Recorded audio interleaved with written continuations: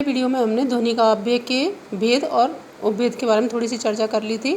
अभिधमूला ध्वनि काव्य जिसको विवक्षित अन्य परवाच्य ध्वनि भी कहते हैं, इसको समझा दिया था।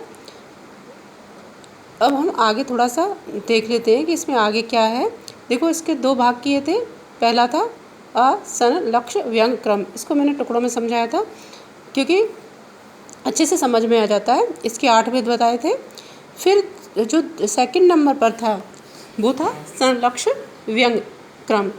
देखो, पहले में जो था उसमें क्रम होता है, क्रम का अंतर ज़्यादा नहीं होता है। पहले कौन सा अर्थ लिया और पहले दूसरे कौन सा अर्थ लिया, लेकिन इसमें क्रम से लेना पड़ता है।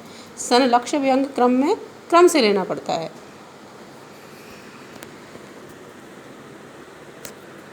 देखो, संलक्ष्य क्रम व्यंग में सबसे पहले जो लक्ष्य यानी जो हमको दिखाई दे रहा है उसका अर्थ निकालना पड़ेगा, यानी अभिधा का अर्थ लेना पड़ेगा। ये शब्द शक्ति की बात नहीं हो रही है, ध्वनि काव्य की बात हो रही है।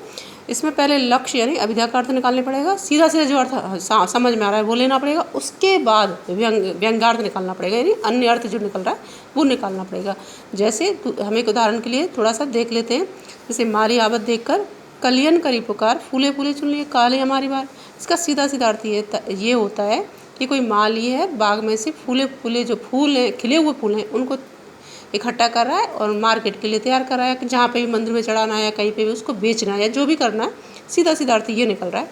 और हम इसका व्यंग्यार्थ निकालें या दूसरा अर्थ निकालें तो क्या निकालेंगे कि ये जीवन है ना, कुछ क्षणभंगुर है, जिनकी आयु पूरी हो गई है, जो वृद्धावस्था को पहुँच गए, या तो वो अपनी मृत्यु को प्राप्त हो गए या वो होने वाले हैं, और जो धीरे धीरे जो समय आने पर सबको ही अंतिम अवस्था में पहुंचना पड़ेगा। यानी जीवन कैसा है, क्षणभंगुर। इसको क्रम से लेना पड़ा है। पहले सीधार्थ लिया है यानी अभिधार्थ लिया है, वाच्यार्थ लिया है, बाद में इसका व्यंग्यार्थ निकाला है। इसके क्रम में कहीं आगे पीछे नहीं हो सकता, जबकि असंलक्ष्य क्रम में क्या होता है, क्रम नहीं होता है। जो जैसे समझ में आए हम उस अर्थ को ग्रहण कर सकते हैं। थैंक यू, धन्यवाद।